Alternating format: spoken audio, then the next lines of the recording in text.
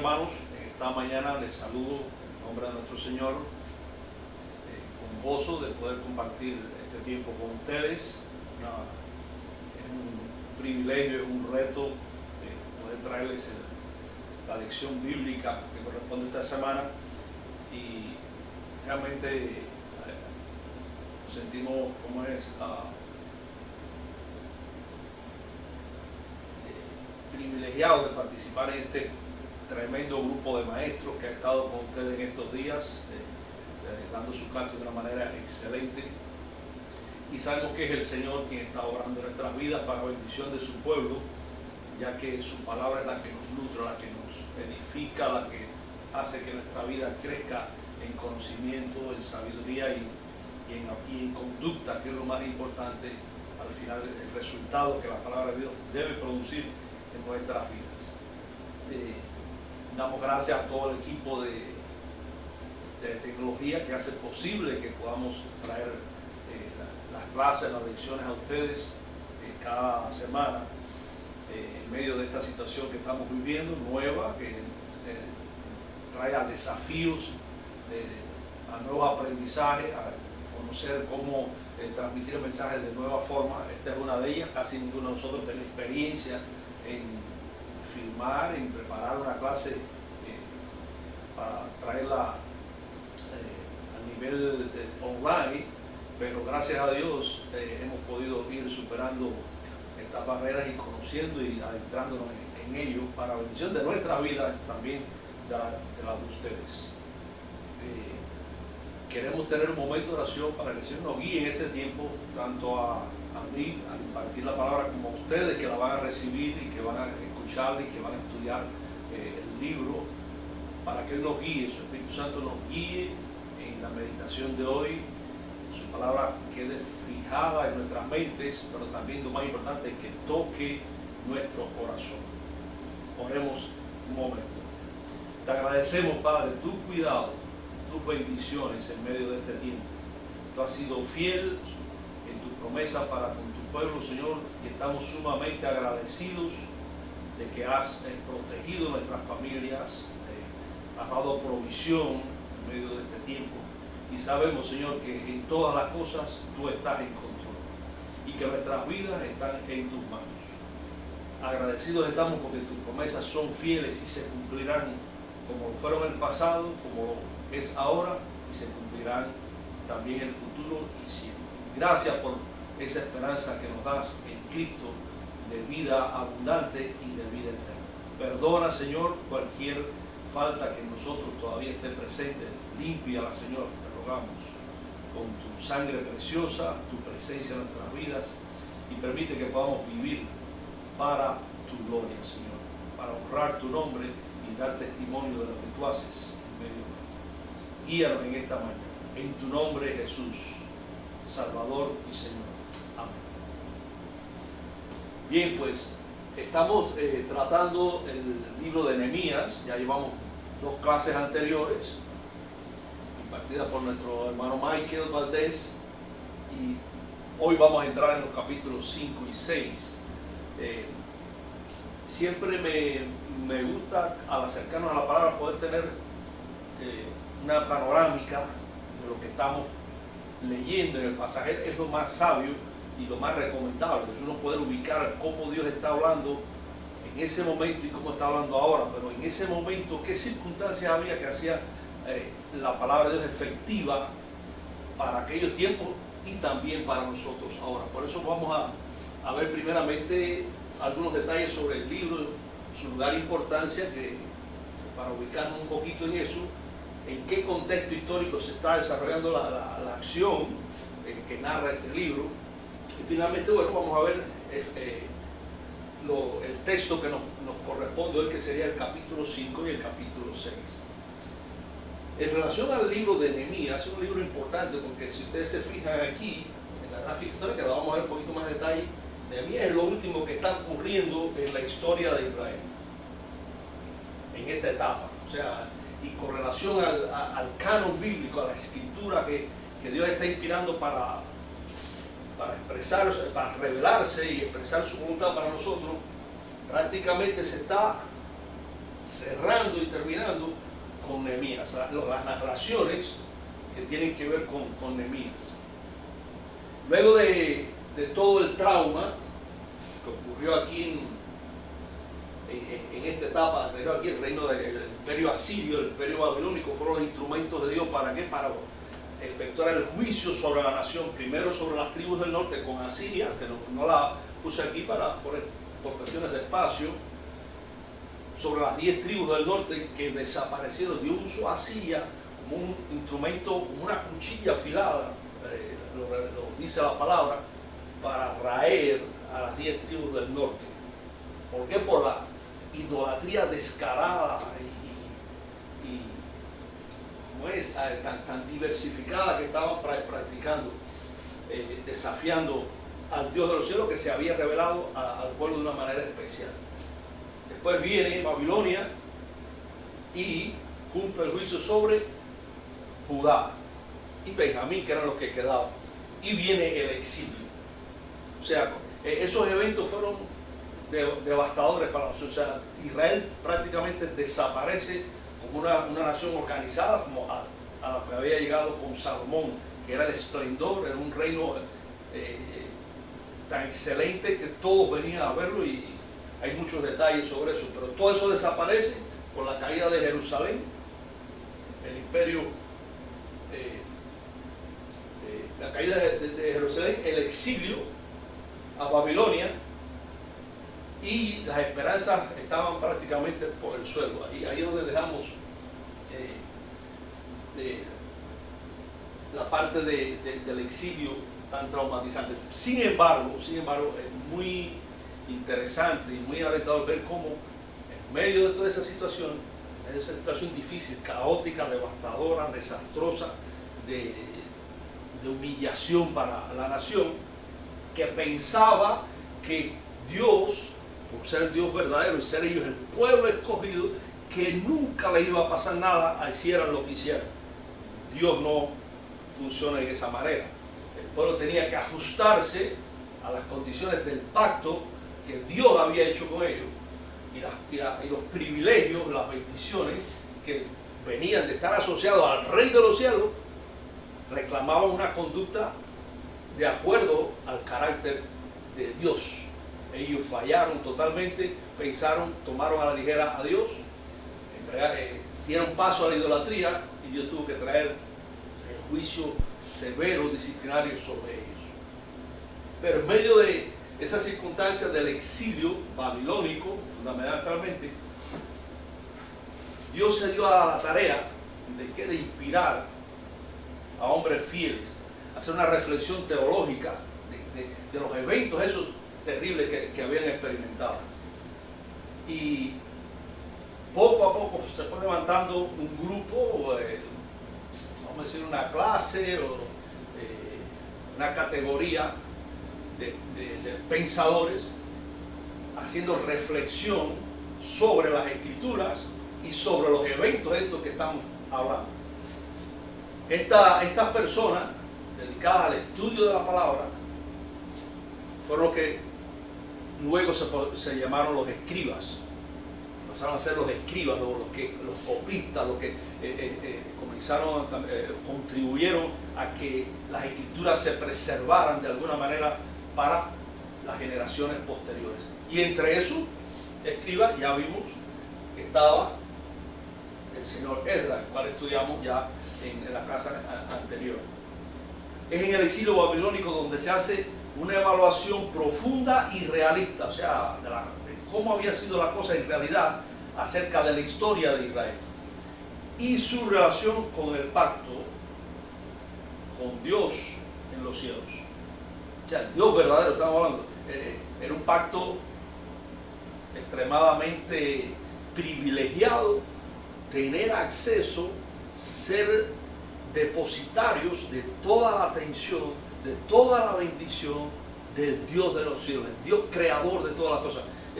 Yo no sé, a veces pienso, les digo a mis compañeros, ustedes no se han puesto a pensar en lo que es estar en contacto, conversar, relacionarse, comprender a alguien que está por encima de todo y que está atento a tus necesidades. descuidar eso es una locura. Eso fue lo que le pasó al pueblo de Israel. Y en medio de su exilio comienza esa reflexión bien detallada de estos eventos. Y también Dios aprovecha entonces preparando a esos hombres como Dios hace, providencialmente en su cuidado, en su dominio de la historia, en su actuación sobre nuestras vidas. Dios prepara a esos hombres y los inspira a escribir para nosotros varios de los libros que ahora constituyen el canon bíblico. Y por eso se atribuye a Esdras, buena parte de Esdras, probablemente de Nehemías, pero es muy importante tener en cuenta que no solamente estos dos libros.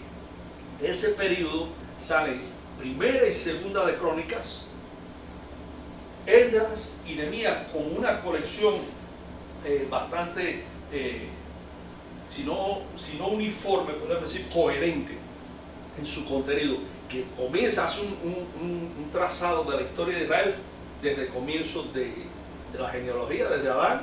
Si ustedes van allá a Primera de Crónicas y van a ver cómo comienza ahí a escribirse genealógicamente, empieza toda la historia a escribirse de una manera ahora retrospectiva de todo lo que ha pasado en la historia de Israel. Y ahora, a estas etapas de la composición de los libros de Crónicas, Esdras y Nehemías, hay un marcado sentido profético ya de que hay necesidad de que alguien venga a resolver de una manera definitiva los problemas que confrontaba Israel para poder estar a la altura del pacto con Dios. Es decir, que estos libros ya apuntan proféticamente al Mesías. Por lo tanto, se consideran no solamente libros históricos, o sea, narrativos de los acontecimientos de Israel, sino que ya están marcados por una proyección mesiánica que apunta a quién, a Cristo. Fíjense que ya después de Nehemías, Malaquías como profeta y Nehemías, hay un vacío hasta que llega el Mesías prometido, hasta que llega nuestro Señor y hace su aparición en la historia. Por tanto, la colección compuesta por Crónicas, Esdras y Nehemías es el capítulo final de la narrativa histórica de Israel. Pero no sale de un aparente vacío, o sea, algo que cayó ahí, Dios le reveló y empezó la cosa. Y no, los escritores bíblicos de este periodo están basando toda su reflexión en todo lo que se ha escrito anteriormente, desde Génesis, pasando por todo el Pentateuco, Josué, Jueces, Samuel y los Reyes. Toda esa escritura y ese registro histórico de la historia es lo que nutre la reflexión teológica, la reflexión vivencial del pueblo de Dios en esta etapa. Y yo diría, más o sumando o añadiendo a ese gran bagaje que eran ya los escritos que ellos poseían, también está, pienso yo, que a estas alturas los escribas, los hombres dedicados al estudio de la palabra y a enseñarla, como se describe que era Esdras, ellos ya tienen de background también y bastante cerca en la historia la tarea profética de los grandes profetas Isaías, Jeremías, Daniel, y en esta etapa tenemos a Ageo, Zacarías, están actuando decisivamente en todo lo que fue la reconstrucción inicial de Zorobabel y Josué, y finalmente de Malaquías. Ese es en síntesis el lugar que tiene la narrativa de Nehemías y su importancia. Los temas de Nehemías son múltiples. El más importante que se ha usado, en lo que yo he tenido acceso y que me ha interesado, ha sido en las tareas de liderazgo. Nehemías como un líder excepcional. Y un caso típico en los libros de liderazgo cristiano, tomar la figura de Nehemías, estudiarla, porque es tan rica la información, los detalles que nos acerca de cómo efectuar la función de liderazgo desde el punto de vista bíblico, desde el punto de vista del corazón de Dios, como lo refleja Nehemías en su libro. En esta etapa hay 6 cosas que ya están bien definidas para el pueblo de Israel. Primero, es la total certeza de la supremacía y soberanía de Yahvé y su distintiva actuación en la historia humana. O sea, Dios es soberano en los cielos y actúa en la tierra con pleno dominio de los acontecimientos. Actúa y su voluntad se ejecuta en la medida que Él quiere. Segundo, es la importancia de que ese Dios creador y soberano sea adorado como el único y verdadero Dios frente a la multiplicidad y a la inmensa muchedumbre de dioses paganos inventados por los hombres. Tercero, la centralidad representativa del templo para la adoración corporativa y pública. A veces en este tiempo dicen, bueno, no nos hace falta ir al templo porque podemos estar en la casa, podemos vivir la vida cristiana sin tener que ir a un lugar. Pero para Dios es importante, y para nosotros, más que todo, el congregarnos y hacer nuestra expresión de fe pública en medio de aquellos que están observando y que no participan de nuestra fe. En cuarto lugar, ya en esta etapa está muy bien, bastante claro, y por eso es que podemos hablar de figuras como la de Esdras, dedicado al estudio y a la enseñanza de las Escrituras. Y es la autoridad de la Escritura como revelación y como palabra de Dios y guía, escuchen esto ahí, guía fundamental para la conducta. Escuchen eso bien, porque si la palabra de Dios no nos hace actuar como Dios actúa, es infructuosa en nuestras vidas. La importancia, en quinto lugar, de la descendencia davídica en relación al Mesías que habría de venir. Es decir, que para ellos estaba bien claro al reflexionar sobre esos acontecimientos del pasado, que la división del reino a causa de la rebelión y crear una dinastía diferente a la que Dios había establecido conforme al corazón de ¿quién? De David. Conforme al corazón de ¿quién? El corazón de Dios. Tenía que ser restaurada para que el plan de Dios se cumpliera a través de ¿quién? De Jesucristo, en esa misma línea davídica. Por eso para ellos esto tenía también una importancia capital. Y finalmente, el carácter teocrático de la comunidad, que lo vamos a ver ahora en este pasaje concreto que vamos a ver de Nehemías. La ley de Dios rigiendo la conducta social, la conducta de las personas, la conducta tuya, la conducta mía y la conducta de los demás. Ese es el ideal de Dios para el reino que le está preparando, el reino que hemos heredado, el reino del cual vamos a preparar. Es un lugar donde se hace la voluntad de Dios, se hace, se piensa, se hacen las cosas como Dios piensa y como Dios las hace. No hay lugar allí para los cabezones. Y es por eso que tenemos que prepararnos y conocer su palabra para entender cómo es que Él actúa y cómo Él es, para valorar, para apreciar, para reconocer y desear participar de la excelencia del carácter de Dios reflejado en nuestro Señor Jesucristo. En el contexto histórico de Nehemías va a estar enmarcado fundamentalmente en el reinado de Artajerjes en el imperio persa. Ya nosotros vimos en las clases anteriores como los decretos de Ciro, Zorobabel y Josué fueron a Jerusalén a comenzar la reconstrucción del templo, que se estorba, vimos todo eso, como finalmente alrededor del año 515 a.C. se termina el templo. No es el templo que había tenido Salomón, es un templo, diríamos, de una calidad inferior, pero que es reconstruido y como les decía, comienza la reestructuración, el renacimiento de Israel como nación, no como era al principio soberana, ahora está bajo el dominio de un imperio, pero de cierta manera Dios toca el corazón de estos, de varios de estos reyes poderosos para dar gracia y hacer que su plan vuelva a reiniciarse en la historia de Israel en otras condiciones. Pero lo que quisiera decir que cómo Dios tiene cuidado de su pueblo, a mí me asombra cómo el pueblo de Israel, que tiene un comienzo tan pequeño, tan prácticamente insignificante, que los profetas lo describen de esa manera, es el objeto de la atención del Dios de los cielos.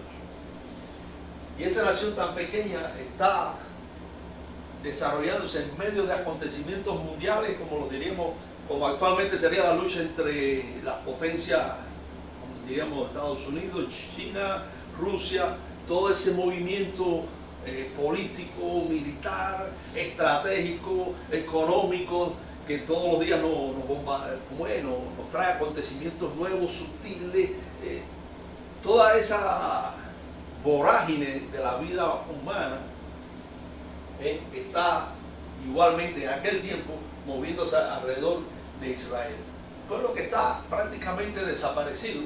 Sin embargo, fíjense los grandes reyes que están pasando y que están actuando en la historia. Todavía en este tiempo Egipto no ha desaparecido y hay luchas de los persas por tratar de someter y acabar la influencia del imperio egipcio en la zona de Palestina y del Medio Oriente, que finalmente lo logran. Y ellos al mismo tiempo tienen que sufrir rebeliones, intrigas en los países que tenían conquistado. O sea que hay toda una trama histórica colateral rodeando a Israel. Pero, ¿por qué les traigo esto? Porque en medio de todo eso Dios está trayendo un cuidado especial para esa nación escogida, para el plan que Él tiene de traer a través de ellos al Salvador, a su Hijo, al Salvador del mundo. Y me sorprende ese grado de detalle. Igual que ahora, ¿quiénes somos nosotros, que es la iglesia, en relación a los poderes de este mundo? Prácticamente no tiene fuerza aparentemente para cambiar el curso de la historia, pero la actuación de hombres en este pueblo, inspirados por Dios, hizo cambiar radicalmente la historia, finalmente a través de quién, al cumplimiento de los tiempos, con la venida del Salvador del mundo, que cambió la historia y trajo bendición a nuestras vidas. En sentido general, eso es lo que quería expresarle con esta parte histórica, no abundar mucho en eso, pero me llamaba la atención que estas fechas no nos ubicaban muy bien y traté de ponérselas en un sentido lineal de la historia. O sea, esta es la parte más antigua y vamos avanzando hacia el año cero, que es el año del nacimiento de nuestro Señor en el calendario que usamos ahora nosotros en este tiempo.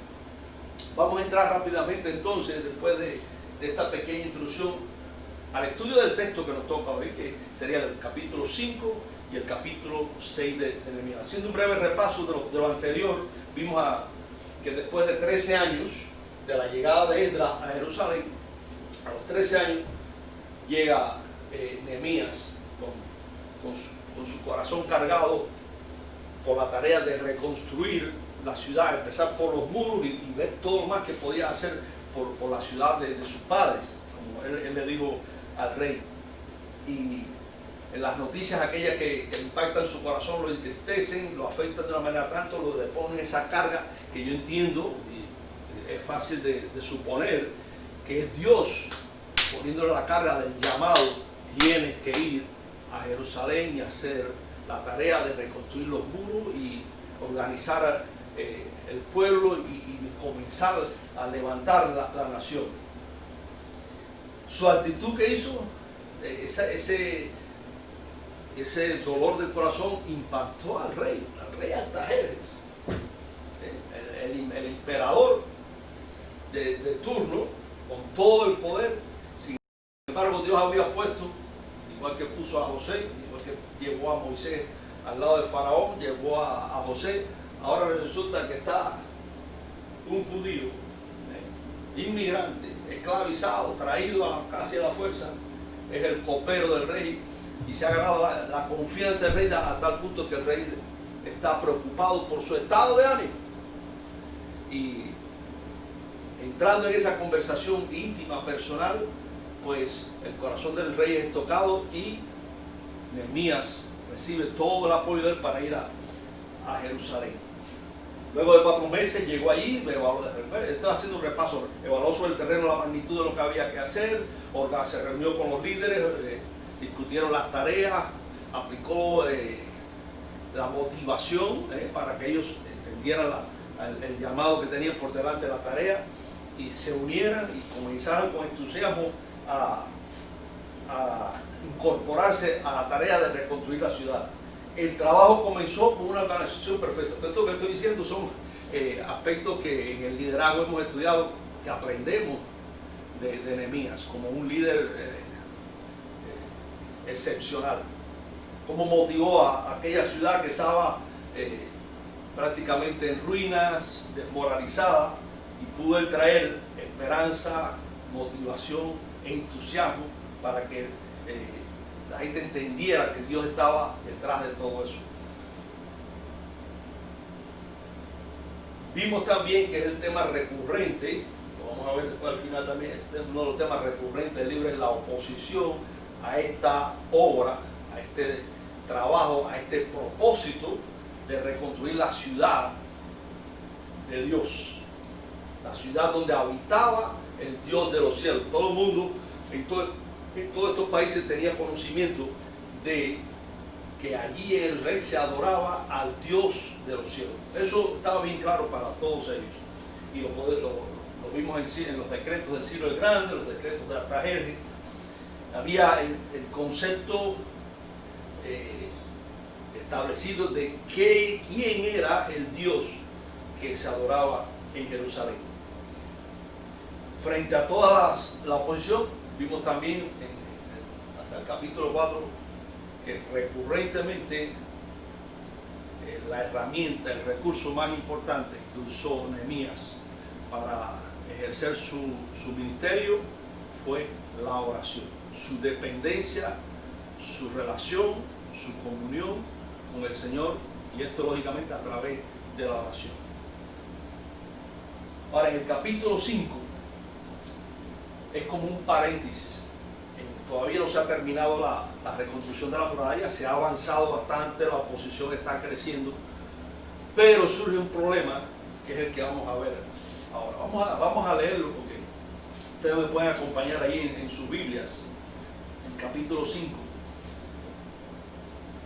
que comienza así, dice: los hombres y las mujeres del pueblo protestaron enérgicamente contra sus hermanos judíos.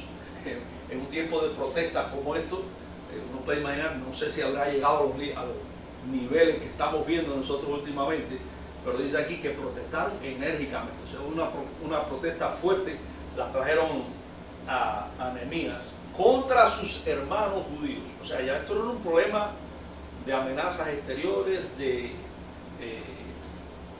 planes opositores exteriores. Ahora el problema era un problema interior en el pueblo.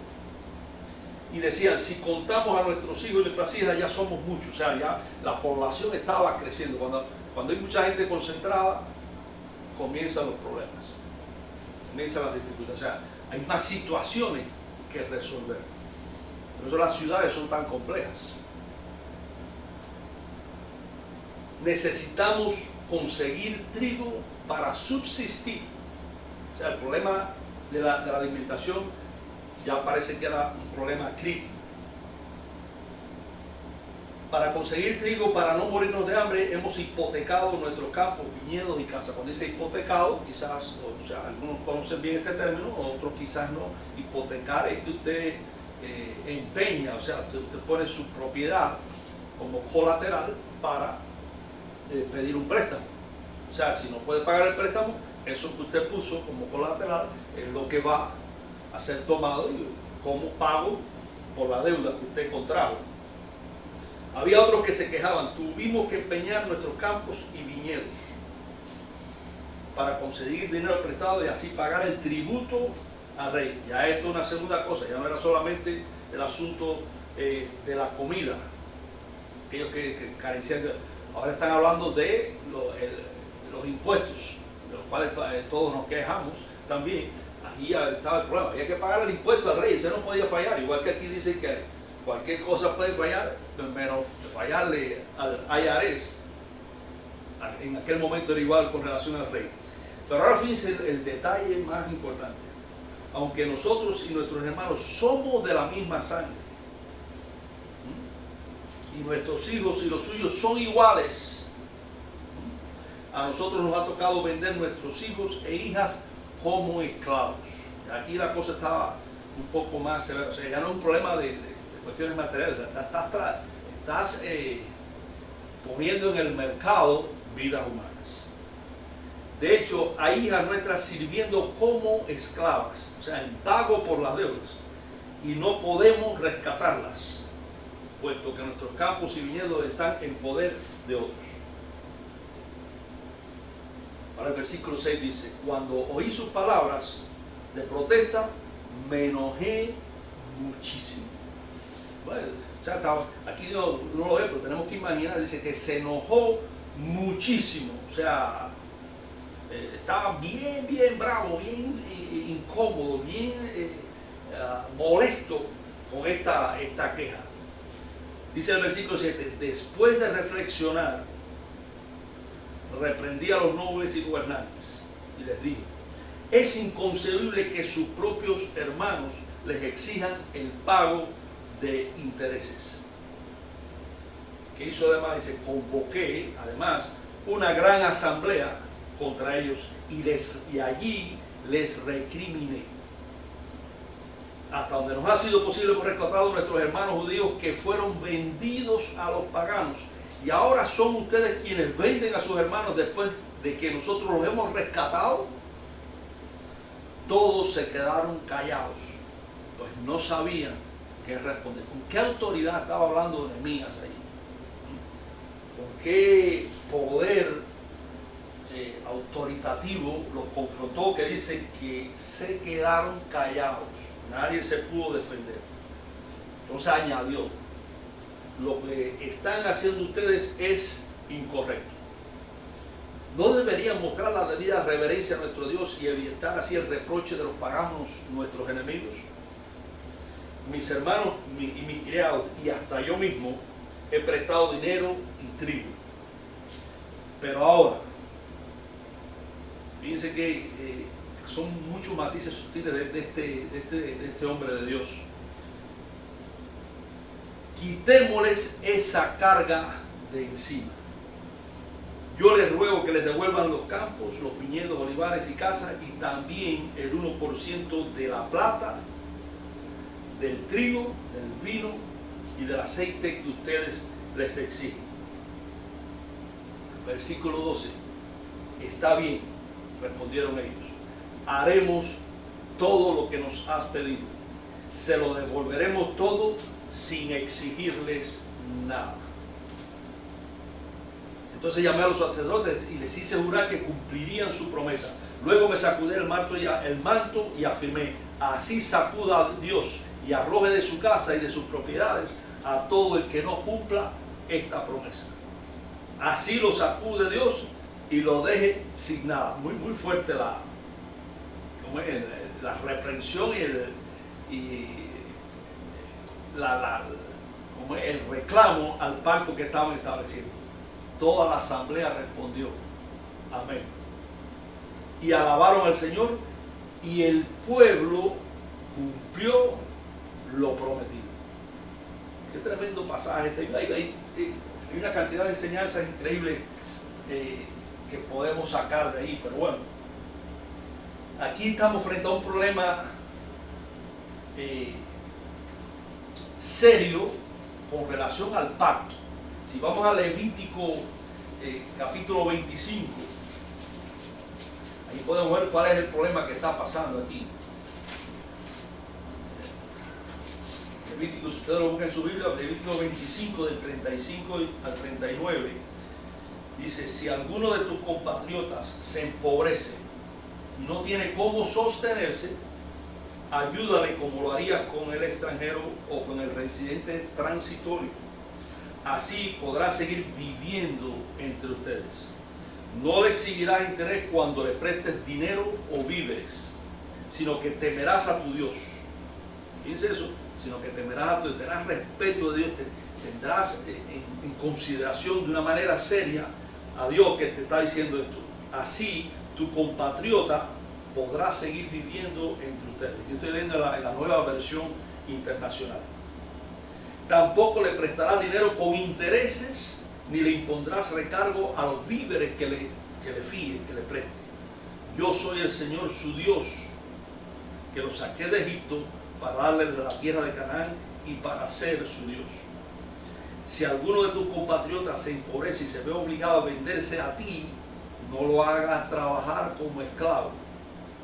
Trátalo como al jornalero o como al residente transitorio que vive entre ustedes.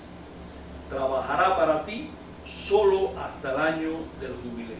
Y ahí comienza otras cosas que añaden el carácter humanitario, diríamos nosotros, pero está hablando del el carácter bondadoso de Dios, que está tratando de que nosotros, en aquel momento su pueblo, y por referencia directa a nosotros, tengamos la misma conducta, el mismo corazón, la misma proyección al tratar con nuestros semejantes. Por eso en este capítulo 5 le puse como título la importancia de la ética prescrita en la ley como reflejo del carácter de Dios, que es misericordia y perdón, como reflejo de la gracia divina, o sea, como reflejo del carácter de Dios.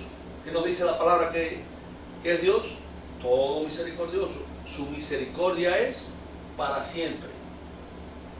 ¿Qué dice la palabra acerca de Dios y el perdón? Dice que perdona nuestras iniquidades, nuestras maldades, las echa en lo profundo. Dios es un Dios de misericordia y un Dios de perdón. Y lo exige, lo reclama del pueblo que entra en una relación con él.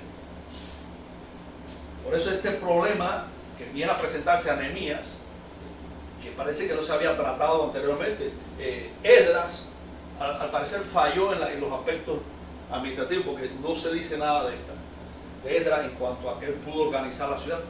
Cuando llegó Nehemías, todo estaba en una situación caótica. Pero no vamos a pensar que Esdras falló en su misión. La misión de Esdras fundamental era en 3 años preparar todo un equipo de maestros bíblicos. ¿Para qué? Para enseñar a esta nueva generación, las nuevas generaciones que van a comenzar a resurgir en el pueblo de Israel, para instruirlo en la ley de Dios, con el background ya de todo lo que ha pasado anteriormente en la historia de la nación. De nada valía este gran esfuerzo de reconstrucción material, o sea, reconstruir el templo es un edificio de algo material, construir las murallas de la ciudad de Jerusalén, por importante que fuera Jerusalén, que en definitiva para Dios demostró que no representaba nada cuando dejó que la arrasaran, para que ellos entendieran que no era el problema de las estructuras materiales, sino era un problema del corazón lo que había que resolver. Y aquí estamos en este pasaje específicamente. Está escrito para nosotros entender que de nada vale un esfuerzo constructivo, un proyecto interesante que tenga que ver con las cosas materiales, si el problema espiritual que envuelve la relación entre las personas no está resuelto. En estos versículos 1 al 5, la armonía y cohesión que vimos en la descripción de cómo fueron reconstruyendo la ciudad. Esta familia comenzó, el mercader fulano, el platero, el gobernador, el sacerdote, todos se involucraron de una manera coordinada, entusiasta y bien organizada en la ejecución de la reconstrucción de las murallas. Pero por detrás estaba este problema de la relación entre las personas. Para Nehemías estaba bien claro que eso no iba con el corazón de Dios. Había que resolver eso. ¿Cómo era posible que en medio de una situación tal, crítica de la nación, estuvieran explotándose, estuvieran extorsionándose, estuvieran abusándose unos a otros? O los más privilegiados sobre los menos privilegiados, siendo de la misma raza, del mismo país y bajo un llamado común que debían de cumplir. Ellos estaban desobedeciendo y violando lo que vimos en Levítico. O sea, la ley estaba siendo desobedecida. Y esto implicaba, escuche bien, el riesgo de no dejar atrás un estado de cosas con las cuales vino el terrible juicio acá a través de Asiria y Babilonia. Y yo siempre digo, no estamos bajo la gracia de Dios, la salvación como don gratuito de la cual nos apropiamos, y el Señor nos las da, nos salva. Él es el que hace toda la obra en nosotros, y nosotros descuidamos, como dice Pablo, una salvación tan grande en las cosas banales y en nuestras relaciones personales. Si nosotros no tenemos una relación con Dios que nos permita entender, comprender el corazón de Dios, algo va a fallar en nuestras relaciones con los demás, ya sea con los cercanos, con los medio cercanos o con los más lejos. Para el pueblo cristiano o para el pueblo de Israel no hay alternativa sino conocer cómo es el corazón de Dios. Y por eso yo ahora entiendo un poco mejor por qué la Biblia dice que David era conforme al corazón de Dios. Ahora en los versículos 6 y 13 vimos que Nehemías no es solamente un administrador, como hemos visto, un líder organizativo y todas las cualidades que cualquier líder en cualquier área debería de tener. Ahora Nehemías se levanta como un profeta, igual que los profetas del pasado, allá un poco más atrás, que comenzaron a decir al pueblo: oye, mira, prepárate, arrepiéntete, rectifica, arregla. Así mismo se para, yo lo veo clarito a Nehemías, que se para de frente bien molesto. Eso salía de su corazón porque él era así, no, eso salía de su relación con Dios.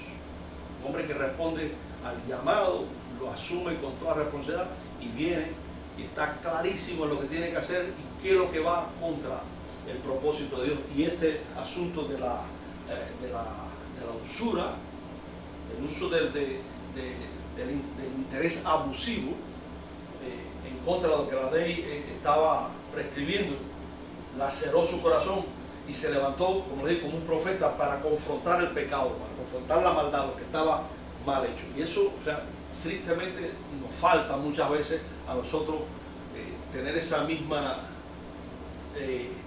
disposición, esa misma reacción de poder confrontar cuando algo está mal hecho con relación a lo que Dios desea que se haga. Pero fíjense bien, para nosotros es una escuela este aspecto, porque ya no es administrativo, es cómo tratar un asunto que tiene que ver con el pecado. Ahí vimos que dice que lo primero que hizo fue que meditó cuidadosamente el asunto. Él no se lanzó enseguida en medio del calor de la molestia a desbarrar sobre ellos y a cogerlos por los pelos como alguna vez otra hizo. Esta vez dice que meditó el asunto y convocó a una asamblea. Los trajo a todos, trajo a los que estaban quejándose, los trajo a ellos y los reunió allí todo el mundo. Es un aspecto conciliatorio, o sea, dar la oportunidad Es muy interesante cuando usted ve cómo dice, Dios dice, vengamos a juicio. O sea, antes de la condena, antes del veredicto, Dios en su misericordia dice, vengamos a juicio. Que Dios ve y dice, ¿qué he hecho yo? Y ese es el Dios que yo veo en las Escrituras muchas veces. Claro, llega el momento en que tiene que ser radicalmente fuerte, pero antes de los puntos esos explosivos de la ira de Dios, que ha venido atrás, pero todo un tiempo de misericordia, de paciencia, que lo vamos a ver también cómo está aplicado en este pasaje de Nehemías. Él convocó a la asamblea, expuso las razones de su reprensión y lógicamente basado en lo que el Levítico estaba diciendo, estaba establecido bien clarito allí en la ley, y lo llama y expone las razones. Y hay tres temas, por eso les digo que el libro de Nehemías tiene una riqueza temática asombrosa que le parece que no, pero que está ahí, igual que el libro de Job. Y uno de los temas que trata ahí de entrada es el tema de la redención. ¿Qué cosa es la redención? Porque tiene que ver con nosotros también, nuestra experiencia de salvación. La redención es cuando, vamos a decir, en mi caso, yo he sido vendido,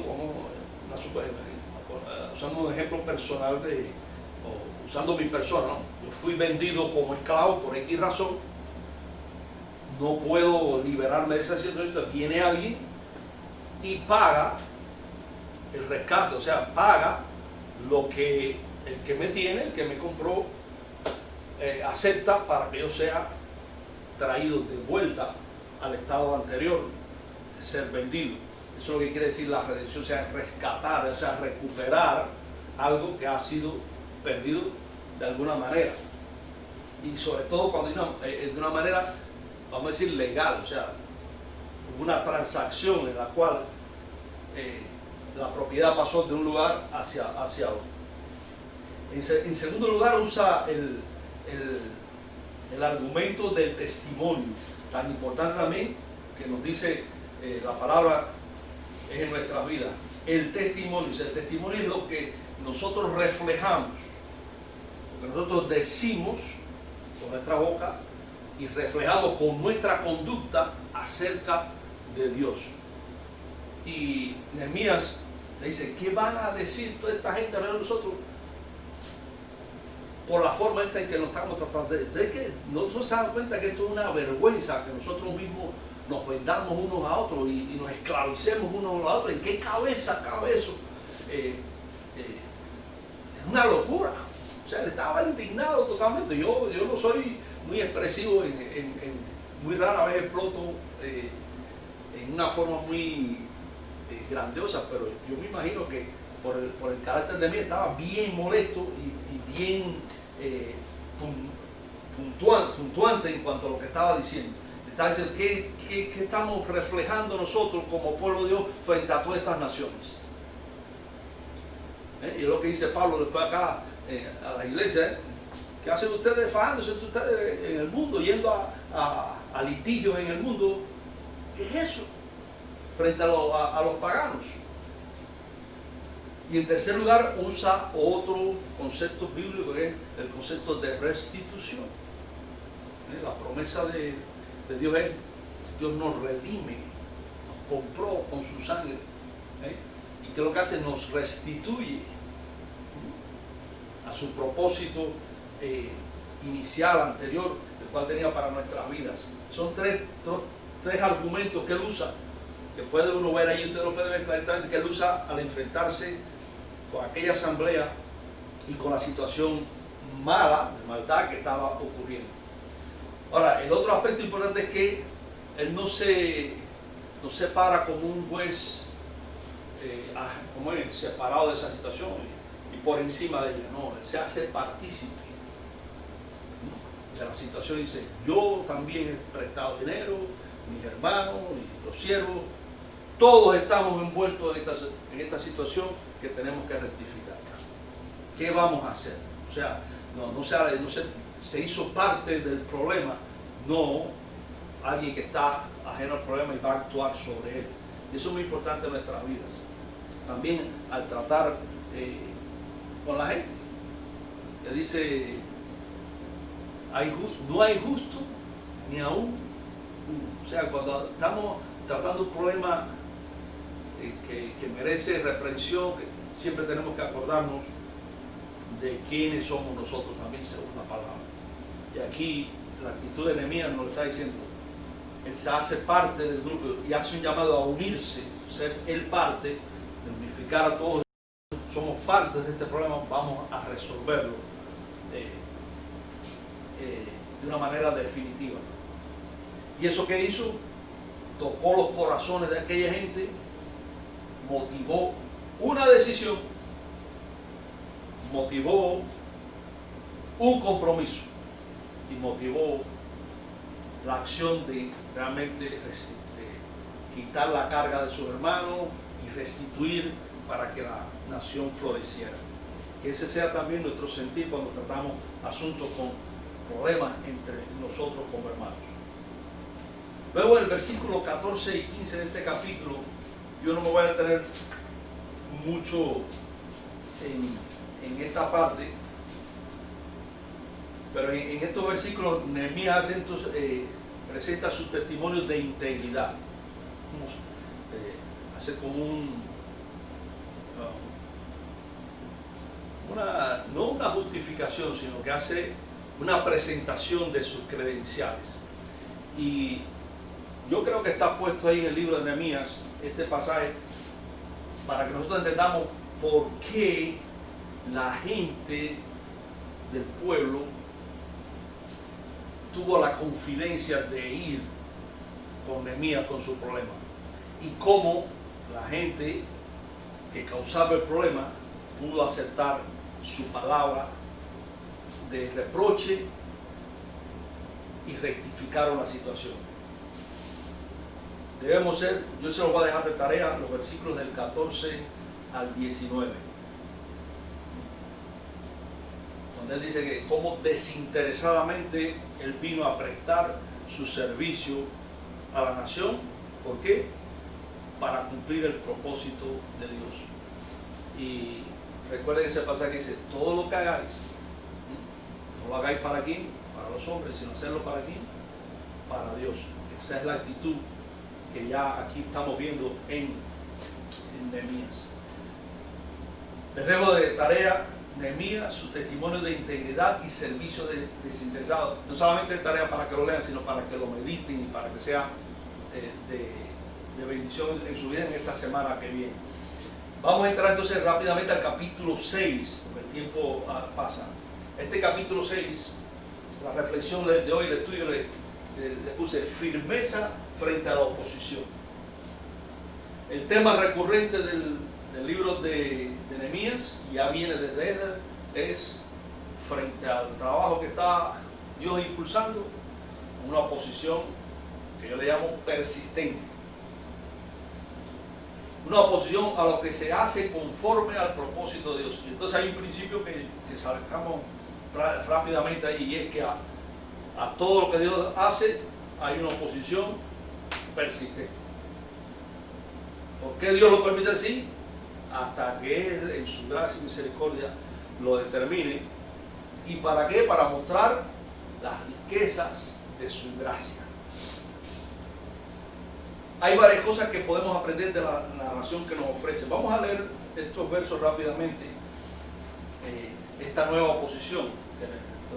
Todavía después más adelante vuelve a mencionarse el tema de la oposición, pero en este caso dice Sanbalat, Tobías y Gesem el árabe y el resto de nuestros enemigos. O sea que había mucha gente en contra de todo el proyecto que Nehemías estaba conduciendo. Se enteraron de que yo había reconstruido la muralla y que se habían cerrado las brechas, aunque todavía no se habían puesto las puertas en su sitio. Entonces Sanbalat y Gesem me enviaron este mensaje: tenemos que reunirnos contigo en alguna de las poblaciones del valle. En realidad lo que planeaban era hacerme daño. Lo que planeaban era hacerme daño. Así que envió un mensajero a decirle: estoy ocupado en una gran obra y no puedo ir. Concentración, enfoque. si bajara yo a reunirme con ustedes, la obra se vería interrumpida. O sea, hay un deseo de que se interrumpa. 4 veces me enviaron este mensaje y otras tantas les respondí lo mismo. La 5ª vez, Sanballat me envió por medio de uno de sus siervos el mismo mensaje en una carta abierta. Que la letra decía: corre el rumor entre la gente y Gesem lo asegura de que tú y los judíos están reconstruyendo la muralla porque tienen planes de rebelarse. Según tal rumor, tú pretendes ser el rey y has nombrado profetas para que te proclamen rey en Jerusalén y te declare: tenemos rey en Judá. Por eso, ven y hablemos de este asunto antes de que todo esto llegue a oídos del rey. Bueno, nada, esto es una acusación seria. Esto es como, bueno, los cubanos diríamos, está una acusación de que estaba haciendo contrarrevolución, o estabas atentando rebelarte contra el Estado, algo así. Sin embargo, dice que Nehemías le dice: nada de lo que dices es cierto, todo esto es pura invención tuya. En realidad lo que pretendían era asustarnos, pensaban desanimarnos para que no termináramos la obra. Y ahora, Señor, una oración: Señor, fortalece mis manos. Y entonces dice que fue entonces a la casa de Semaías, hijo de Delaía y nieto de Mehitabel, que se había encerrado en su casa y que le había dicho: frenamos a puertas cerradas en la casa de Dios, en el interior del templo, porque vienen a matarte. Sí, yo creo que esta noche vienen a quitarte la vida. Pero él le respondió, otra lección que nos da Nehemías: yo no soy de los que huyen. Los hombres como yo no corren a esconderse en el templo para salvar la vida. No me esconderé. Ustedes recuerdan a Daniel cuando el edicto aquel famoso de que no se podía orar, y Daniel dijo: no tengo problema, yo sigo orando, no me voy a esconder para orar, voy a orar como yo lo hago todos los días. ¿Qué clase de hombres aquellos? Y es que me di cuenta de que Dios no lo había enviado discernimiento espiritual, sino que se las daba de profeta, porque Sanballat y Tobías lo habían sobornado. Este era un hombre que estaba claro en la palabra, bien claro. Él sabía, podía discernir claramente qué es lo que se estaba oponiendo a lo que Dios estaba haciendo y qué no. Y en efecto le habían pagado para intimidarme y hacerme pecar siguiendo su consejo. De este modo podrían hablar de mí y desprestigiar. Y entonces vuelve a recurrir a Dios constantemente. Es el recurso de Nehemías. Dios mío, recuerda las intrigas de estos 2 individuos. Recuerda también a la profetisa Noadías y a los otros profetas que quisieron intimidar. Y el pasaje termina diciendo que la muralla se terminó en 52 días. Cuando todos nuestros enemigos se enteraron de esto, las naciones vecinas, fíjense eso ahora, las naciones vecinas se sintieron humilladas, pues reconocieron que ese trabajo se había hecho con la ayuda de nuestro Dios. ¿Qué clase de hombre que Nehemías? ¿Cuánto deberíamos aprender de él? En vez de adjudicarse, si no vengo yo aquí y resuelvo esta situación, esto no se hubiera hecho nunca, y imagínate, yo hice esto y esto. Es decir, esto fue obra de ¿quién? Obra de nuestro Dios. Sin su ayuda, nada de esto se hubiera hecho. Y termina volviendo a hacer una reflexión acerca de aquellos que se oponían al trabajo de él, que estaban a su lado, pero que estaban en contacto con el enemigo. ¿Qué podemos aprender de aquí? Hay varias cosas que se pueden aprender de esta narración de Nehemías. Cuando nos enfrentamos a una oposición constante y persistente, que proviene tanto de enemigos externos como de adversarios internos. Y aquí, ¿cómo podemos hacer una lectura actual para nosotros? La Biblia claramente nos dice que tenemos un adversario que está día y noche tratando de estorbar la obra que Dios está haciendo ¿dónde? En nuestras vidas. O sea, usted, yo, cada uno de nosotros estamos bajo una oposición constante y persistente. Eso no va a variar. Usted no va a estar libre de eso hasta que el reino de las tinieblas desaparezca por completo. Vamos a estar bajo esa presión constante. No hay forma de escapar de eso. Ahora, viendo la actitud de Nehemías, podemos entender o apropiarnos del recurso para enfrentar esa oposición. Es incómoda, pero ¿acaso no es la posición que tiene Dios también? ¿No estará Dios incómodo por eso también? ¿Hasta qué punto fue la oposición a nuestro Señor Jesucristo? ¿Hasta el punto de qué? De la muerte. O sea, no podemos esperar nosotros que esa oposición va a desaparecer así como desaparece, porque está preparándose para algo más fuerte todavía. Ahora, dice que Nehemías nos enseña a entender que las oposiciones nos pueden causar daño, o sea, están dirigidas a causarnos daño. Ahora, ¿qué dice la Biblia? ¿Quién nos libra del daño del maligno? Es la presencia del Señor en nuestra vida. Mayor es el que está con nosotros que el que está en el mundo. Y de esto Nehemías tenía conciencia. O sea, deja que todo amenace, vamos a terminar la obra, esto es obra de Dios y Él está detrás de esto y lo vamos a hacer. Lo que Dios está haciendo en tu vida, nadie lo puede parar, a no ser que tú quieras renunciar a lo que Dios está haciendo y te descuides. Pero Dios está ahí presente, ¿para qué? Para fortalecernos y ayudarnos a no ser dañados de una manera irreversible. ¿Qué va a tratar también? Dice este pasaje en el verso 5 al 8. Dice, van a tratar de desacreditarnos mintiendo. En Mateo 5:11 recuerda que el Señor dice, bienaventurados soy cuando tengan oposición, cuando sean calumniados, cuando sean vilipendiados, cuando sean desacreditados. El Señor no tuvo que sufrir eso también. Tú te dices que eres el Hijo de Dios. No era un descrédito a Dios de los cielos que estaba frente a ellos. ¿Qué va a quedar para nosotros?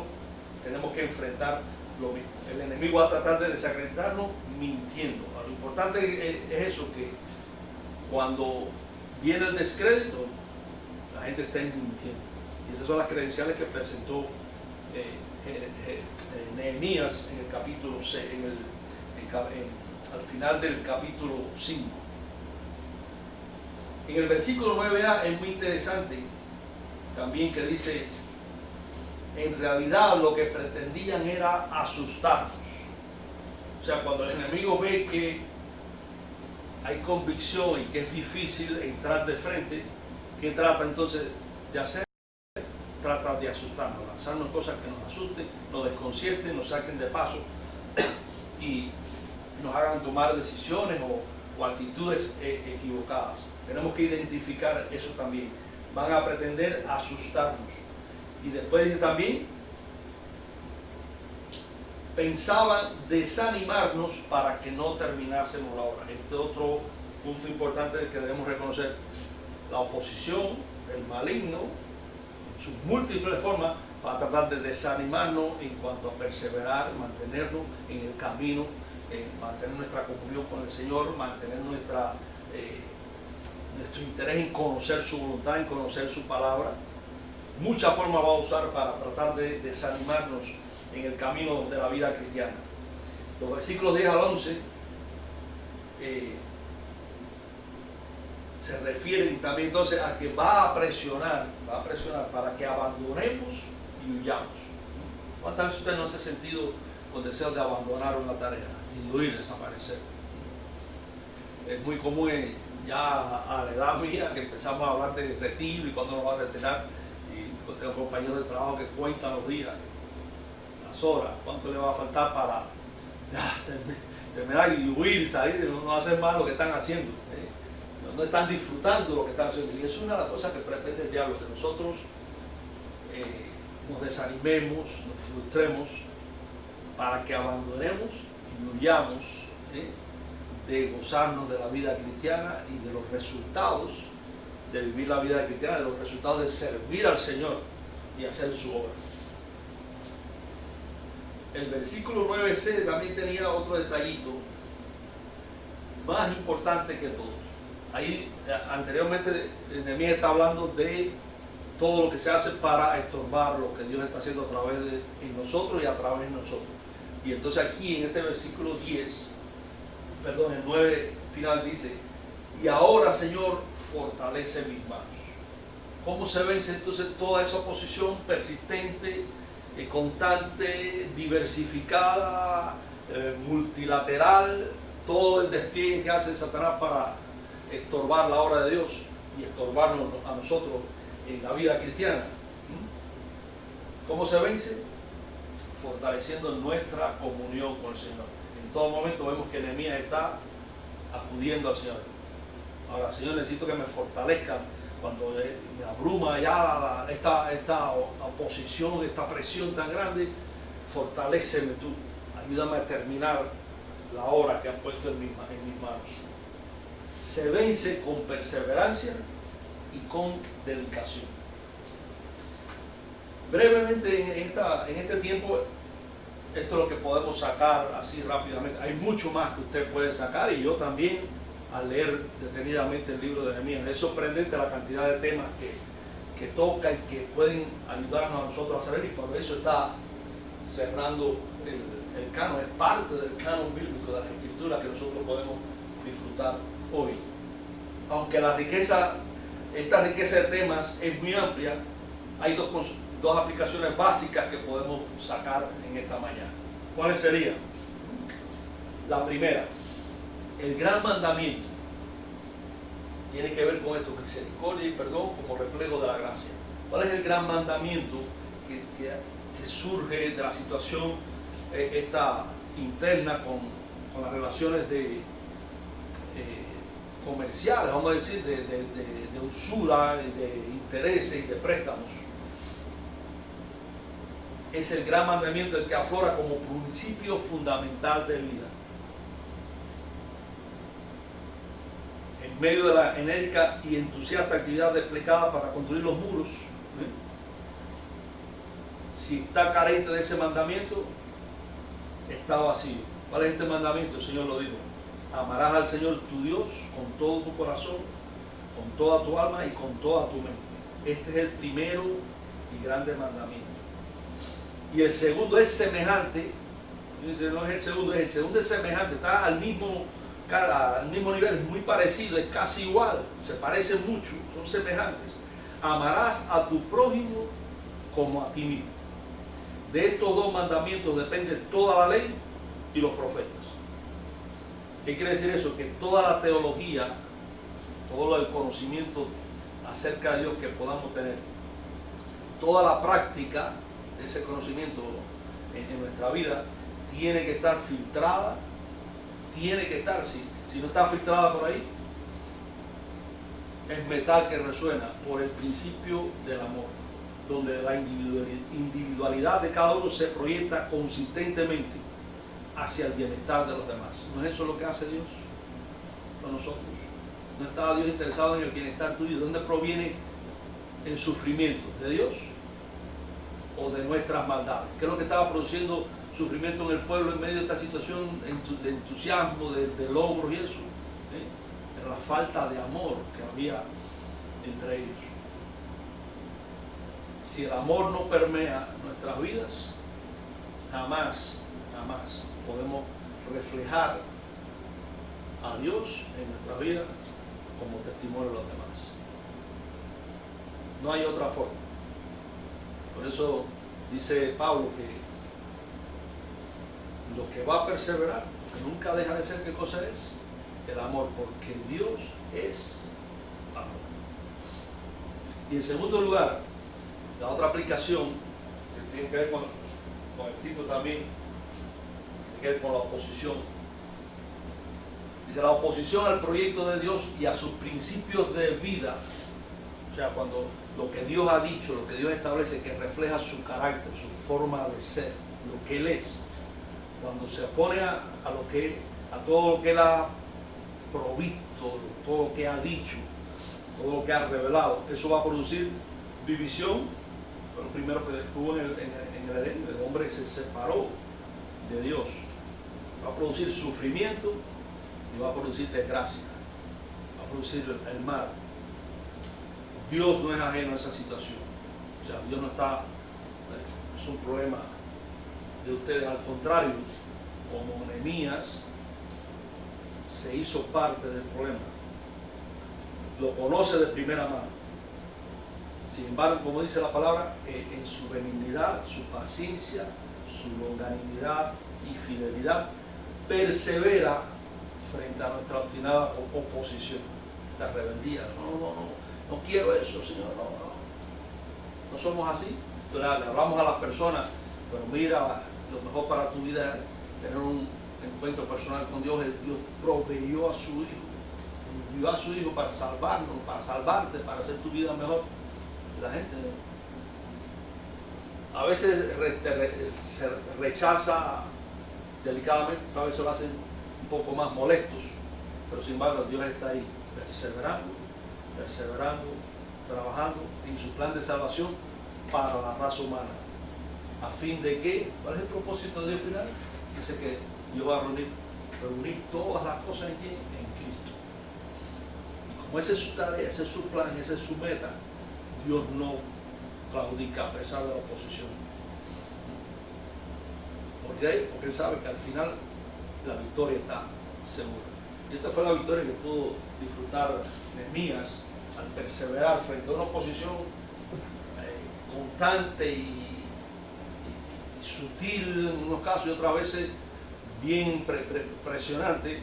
Él se mantuvo firme en oración, en fidelidad a la palabra, en integridad y un servicio desinteresado. Eso es lo que Dios también espera de nosotros, eso es lo que Dios reclama de sus hijos, eso es lo que Dios reclama de su pueblo, un pueblo que se parezca a Él, un corazón como el suyo.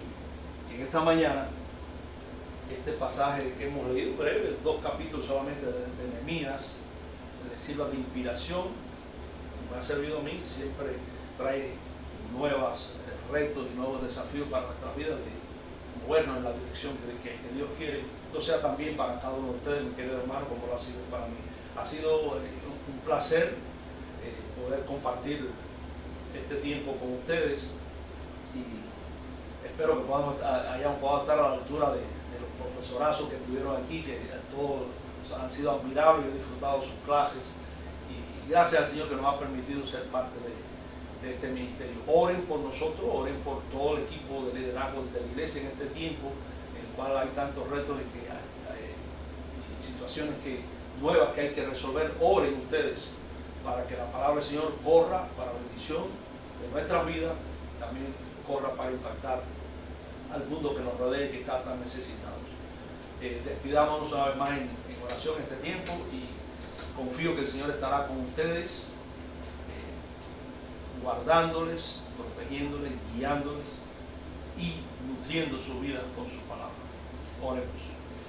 Te damos gracias, Señor, por este tiempo. Tu bendición repose sobre nuestra vida y tu Espíritu ahora aplique en nuestros corazones esta palabra estudiada de forma, Señor, que podamos conducirnos conforme tú deseas que lo hagamos. Haz tu obra en nosotros, Señor, no la dejes y danos también la fuerza, el vigor, el entusiasmo, la motivación para hacer lo que tú has puesto en nuestras manos. Ya sea que estemos en el hogar, en el trabajo, en la iglesia, en todo lugar y en todo tiempo podamos hacer lo que a ti te agrada y lo que tú deseas que hagamos. Bendice, Señor, a nuestros hermanos enfermos de una manera muy especial en esta hora también. Tu mano de sanadora, de gracia, de misericordia, de poder actúe en sus vidas, en sus cuerpos, para sanidad. Y Padre, que en todo podamos estar siempre agradecidos de lo que tú has hecho en nuestras vidas y de lo que harás. Que tus promesas, Señor, nos mantengan fieles y firmes. En tu nombre, Jesús, oramos dándote las gracias. Amén.